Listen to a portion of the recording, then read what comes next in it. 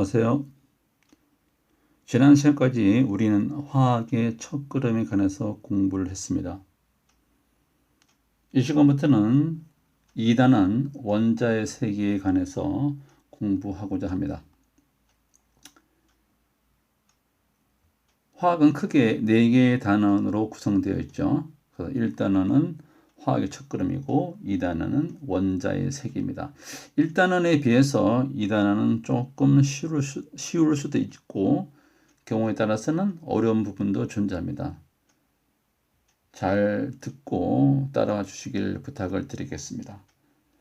여러분 교과서는 55페이지고 여러분 학습지로는 2단원 1페이지가 되겠습니다. 자, 우리가 원자라는 말이 나오죠. 그렇죠? 원자.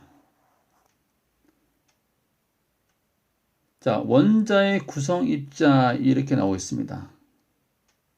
여러분 사실 중학교 때 여러분들이 배웠다시피 원자에 관해서 가장 먼저 말하는 사람이 누굽니까? 바로 돌턴이죠. 돌턴. 자, 돌턴이 뭐라고 얘기했는지 우측 페이지를 통해서 한번 살펴보도록 하겠습니다. 돌턴의 원자에 대한 생각 그랬죠. 첫 번째 뭐라고 그랬습니까? 모든 물질은 더 이상 쪼갤 수 없는 원자로 구성되어 있다. 이렇게 얘기했습니다. 두 번째는 같은 원소의 원자는 크기, 질량, 성질이 모두 뭐하다? 같다 그랬습니다. 세 번째로 화학 변화가 일어날 때 원자들은 새로 생기거나 없어지지 않는다라고 돌턴이 원자에 관해서 얘기했는데요. 여러분들이 제일 기억에 남는 거 뭡니까? 바로 이 첫 번째죠. 그렇죠? 어떤 물질이 있는데 그 물질을 쪼개다 보면은 더 이상 가장 쪼갤 수 없는 작은 입자가 됐을 때 그것을 우리는 무엇을 하자고? 원자라고 하자라고 돌턴이 얘기했습니다. 그러니까 돌턴 시대에는요. 원자의 구성 입자에 관해서는 일절 언급이 없었습니다. 그렇다는 얘기는 잘 몰랐다는 얘기죠. 그렇죠? 당연히 그 시대의 과학의 수준은 그 정도밖에는 되지 않았습니다. 그러다가 이제 원자의 입자에 관해서 이제 얘기 시작하게 된 게 바로 누굽니까? 톰슨입니다. 그럼 먼저 우리 기억을 한번 해둘 필요가 있는 것이요. 원자의 구성 입자에는 첫째로 뭐가 있습니까? 그렇죠? 전자가 전자. 두 번째는 뭐가 있습니까? 원자 핵입니다.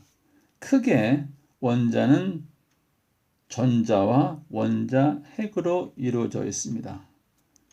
그 다음 이 원자 핵을요, 조금 분석을 해보시면은 원자 핵에는 양성자와 중성자가 있다. 우리가 이렇게 얘기할 수 있습니다. 그래서 중성자를 3번이라고 양성자를 3번이라 하고 중성자를 4번이라 해봅시다. 이 번호 순서가 바로 원자의 구성 입자가 발견된 순서다. 이렇게 기억을 해 두시면 되겠습니다. 제일 먼저 무엇이 발견되었다고요? 전자입니다. 두 번째로 뭡니까? 원자 핵입니다. 세 번째로 원자 핵 속에 들어있는 양성자가 발견되었고요. 그 다음에 원자 핵 속에 들어있는 중성자가 발견되었다. 이렇게 기억을 해 두시면 되겠습니다. 그럼 먼저 전자에 관해서 한번 살펴보도록 하겠습니다. 이 전자를 발견한 사람은요, 바로 톰슨입니다. 톰슨. 근데 우리가 이 톰슨보다 먼저 기억해야 될 사람은 크록스는 크록스. 왜 크록스를 기억을 하면 좋으냐 하면요, 톰슨이 음극선 실험을 가지고 했거든요. 그런데 최초로 음극선의 존재에 관해서 얘기하는 사람이 크록스입니다. 그래서 크록스는 방전 간의 높은 전압을 걸었을 때 마이너스극에서 플러스극으로 흐르는 빛을 우리가 음극선이라고 얘기를 했습니다. 그런데 이 크록스는 이제 음극선의 성질에 관해서는 제대로 설명하지 못했습니다. 그러면 당연히 그 다음으로 나오는 사람은 그것을 설명을 했겠죠. 그렇죠? 그게 바로 누굽니까? 톰슨입니다. 톰슨. 자, 톰슨은 이제 전자를 발견했는데요. 톰슨은 뭐라고 얘기했느냐, 또 어떤 것을 알게 됐는지 살펴보시면요. 음극선이 질량을 가지고 있으며 음전하를 띤 입자의 흐름임을 누가? 톰슨이 음극선의 실험을 통해서 알아냈다는 얘기입니다. 그래서 음극선이 질량을 가지고 있고 그 음극선은 어떤 음전하를 가지고 있다, 띄고 있다는 것을 알게 되었다는 얘기입니다. 두 번째로요. 마이너스 극으로 사용한 금속의 종류와 방정관에 들어있는 기체의 종류와 관계없이 음극선이 같은 성질을 보이므로 그러니까 어떤 금속을 사용하든지 어떤 기체를 사용하든 관계없이 음극선이 같은 성질을 보인다는 얘기죠. 그렇죠? 그 말은 무슨 말이냐? 음극선의 구성 입자가 모든 물질의 공통적인 입자라고 생각하였고 이를 우리가 무엇이라고? 전자라고 얘기를 했다는 얘기입니다. 한번 그 내용을 우리가 그림을 통해서 한번 살펴보도록 하겠습니다. 자, 첫 번째로요. 방정관에 고전압을 걸어주면 이 자체가 지금 방정관인데 이게 하나의 금속판입니다. 금속판. 두 개의 금속판에다가 고전압을 지금 걸었다는 얘기입니다. 그랬더니 마이너스에서 어느 쪽으로 플러스 극으로 나가는 것이 있다 이거지. 그렇죠?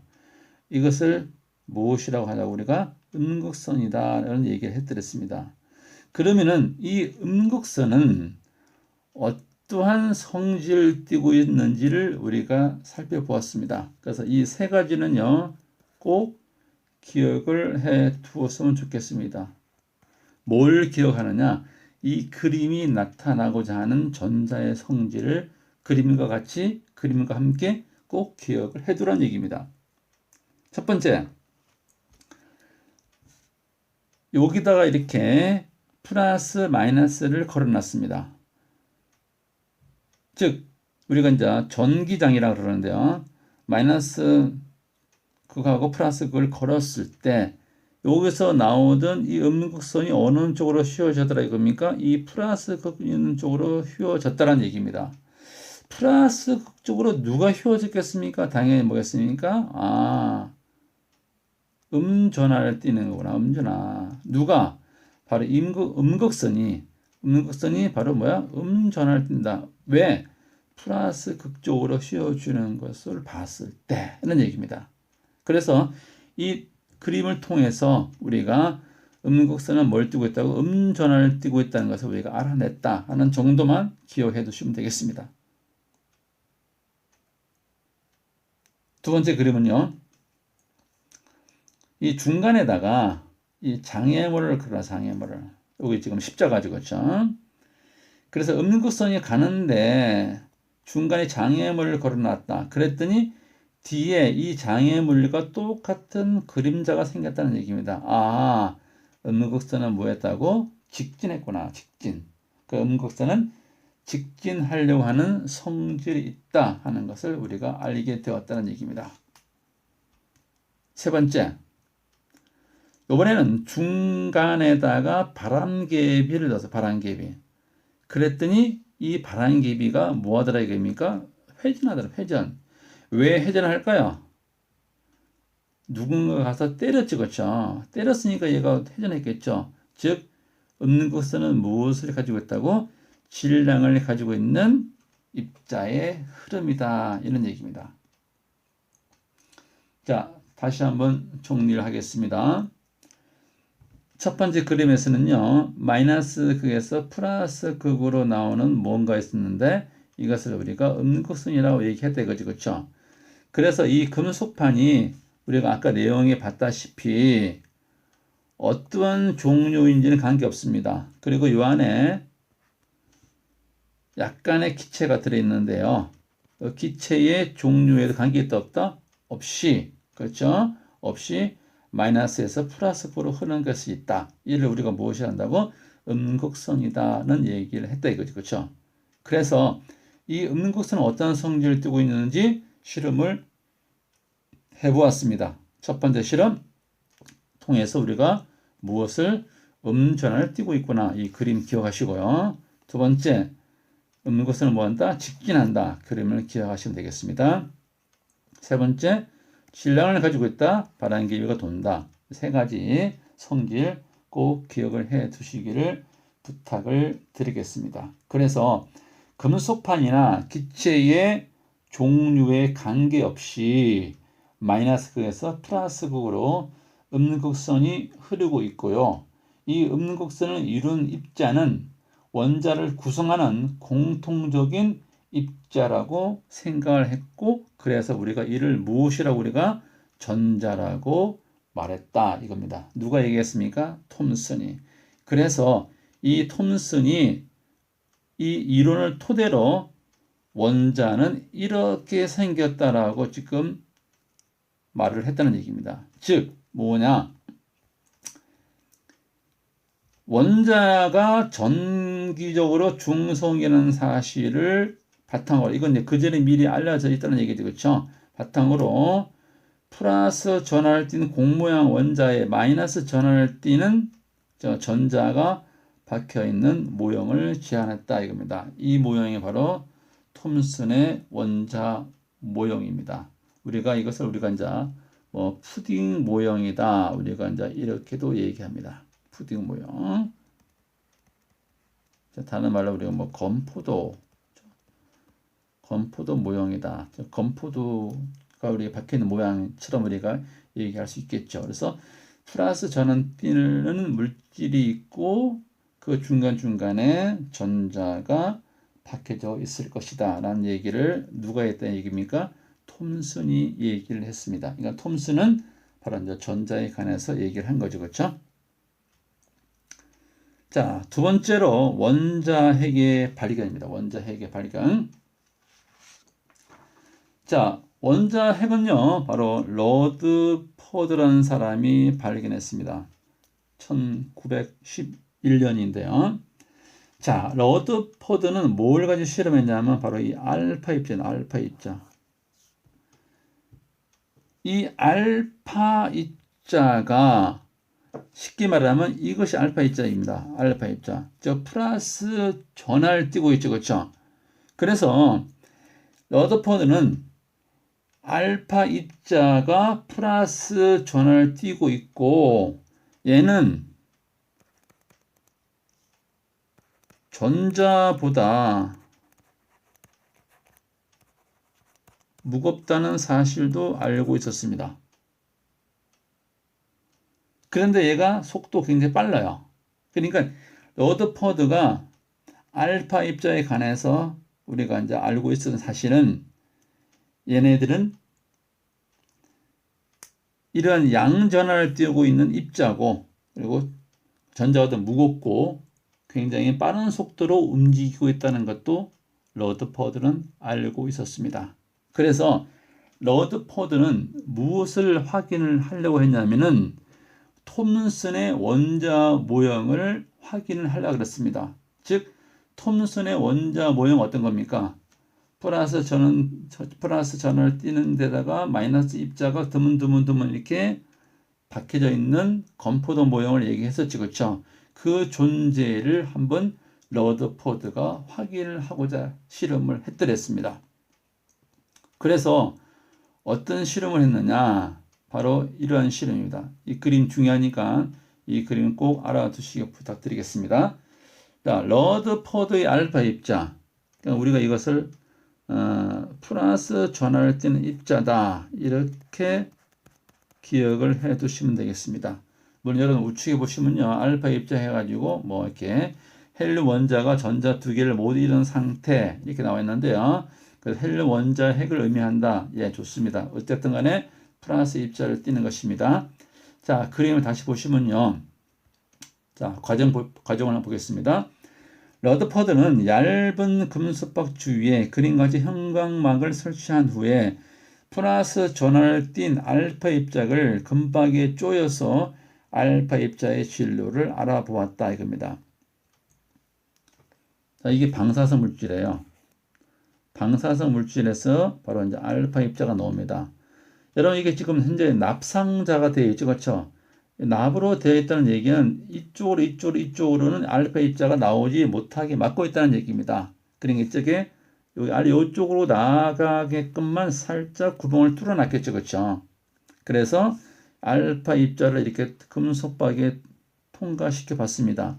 그러면은 어떠한 가정이었냐면은 이 알파 입자가 거의 다 이렇게 통과되어서 여기 형광판에 이렇게 맺힐 것이라고 가정을 했습니다. 예상을 했죠, 그렇죠? 그렇게 되면은 톰슨의 원자 모형이 성립이 되는 것입니다. 그런데 이렇게 형광판에 이렇게 찍히는 것을 봤더니 대부분은 다 통과했지만 일부는 이렇게 휘어져 나갔다 이겁니다. 여러분 제가 아까 처음에 뭐라고 얘기했습니까? 알파 입자는 플러스 전하를 띄고 전자보다 질량이 매우 크다 그랬죠, 그렇죠? 그리고 빠른 속도로 움직인다 그랬습니다. 이게 바로 누구의 성질입니까? 알파 입자의 성질입니다.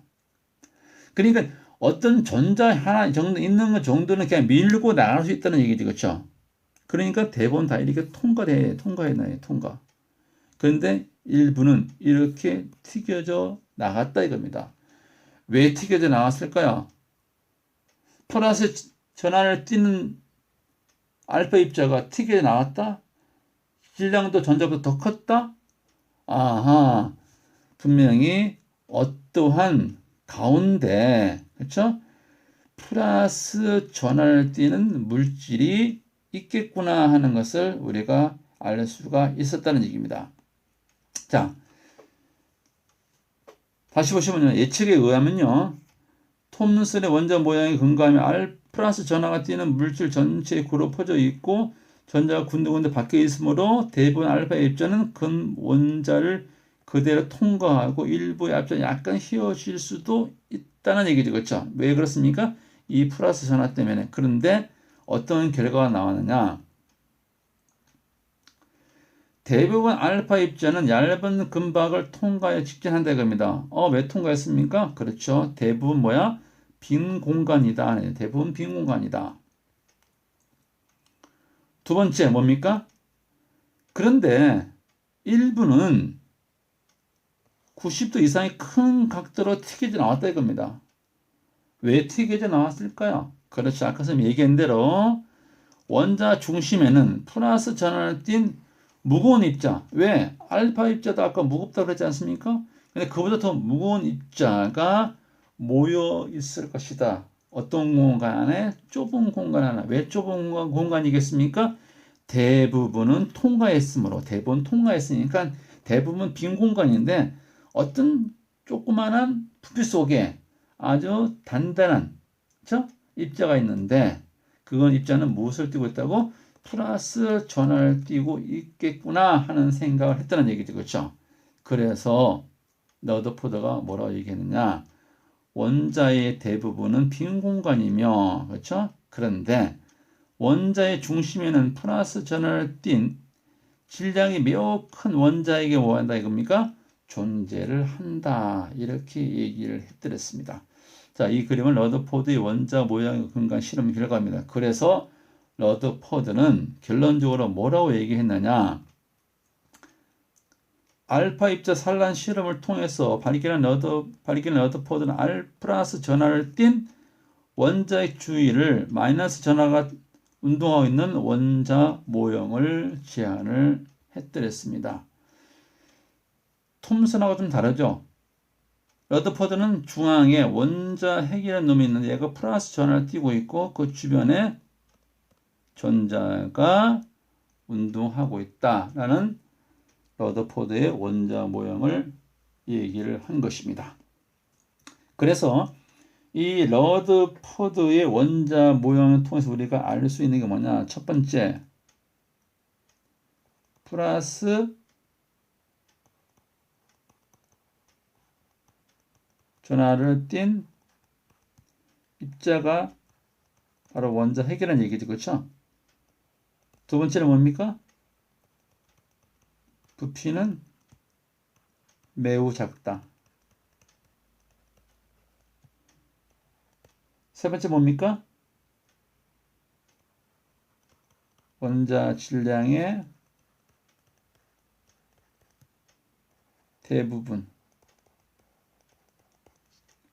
대부분을 뭐한다? 차지한다. 이렇게 우리가 얘기할 수가 있겠습니다. 자, 그 다음에 3페이지를 보시면요. 자, 3페이지 보면 이제 양성자와 중성자의 반리견 이렇게 나오죠. 그렇죠? 사실은 우리가 러더포드의 원자핵의 발견까지가 중요하고요. 나머지 이 3번, 그렇죠? 양성자와 중성자 발견, 다음에 그렇죠? 양성자 발견, 중성자 발견 이 내용은 여러분들 한번 눈으로 한번 확인하는 그렇게 해서 우리가 넘어가도록 하겠습니다. 그만큼 중요성이 조금 떨어진다. 우리가 이렇게 얘기하고요. 지금까지 양성자와 중성자 반리견에 관해서 수능 시험 문제에 나온 적은 한 번도 없었습니다. 자, 여러분 그 아래 확인 문제 우리가 여러분들 풀어보시고 오늘 과제로서 댓글에 달아주시면 부탁을 드리겠습니다.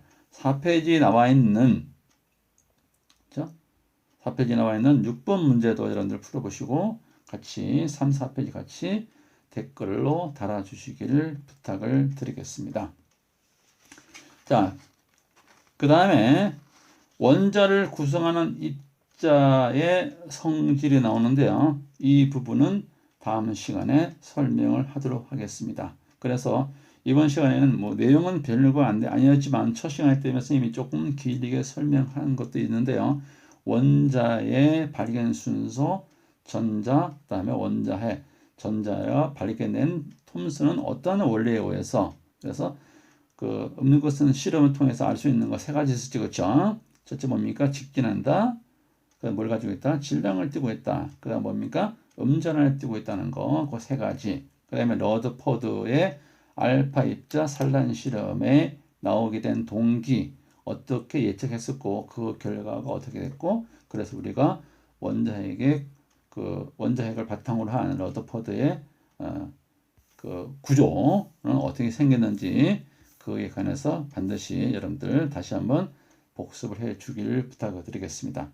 자, 다음 시간에는 원자를 구성하는 입자의 성질에 관해서 공부를 하도록 하겠습니다. 자, 여러분 오늘 대단히 수고가 많았습니다. 감사합니다.